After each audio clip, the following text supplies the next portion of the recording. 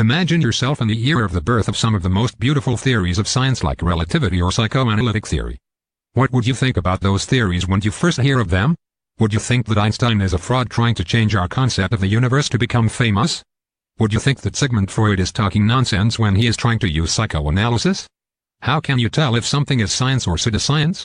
Science is one of our most powerful tools in gaining knowledge about the universe, but there are still some claims that goes through a process that real science does not go through, but still pretending to be science like astrology, alchemy, phonology, numerology, and many others. But why we want to demarcate from the first place? We need it because pseudoscience can be very dangerous, especially in testimonies, as we cannot hang some person's innocence or accusation false and unjustifiable claims, and other aspects like healthcare, science education. So, what are the criteria to distinguish between science and pseudoscience? This process is a philosophical concern named the demarcation problem. Actually, demarcation is not a newborn concern in this modern era.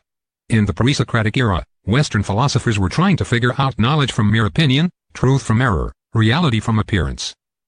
Then came Aristotle. He was more focused on the nature of scientific knowledge. He said that for something to be scientific it must deal with causes and use logical demonstrations. But most importantly, it must have apodictic certainty that comes from their infallible foundations. Since the first principles of nature are developed by senses, Aristotle believed that for something to be worthy of the name of science, it must be derived from these principles. Aristotle also provided another demarcation criterion other than the one between science and opinion. He distinguished between know-how, which craftsmen have, and know-why, which scientists only have. By the 17th century, it was argued that science is not all about causality. Explanatory and descriptive science, like Newtonian's theory of gravity and astronomy, is considered science. 2 centuries later, 19th century, it was argued that certainty is not as important as Aristotle claimed. Knowledge is always fallible.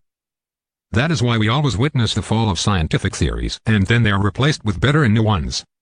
First attempt to distinguish science from pseudoscience was in 1930. The Vienna Circle logical positivists came up with a new demarcation approach called the verification principle. They claimed that a statement is meaningful only if it can be verified empirically or it is tautological. The verification principle was mainly made to distinguish science from metaphysics. It also had some problems like, universal laws are unverifiable, also any statement has a verifying instance,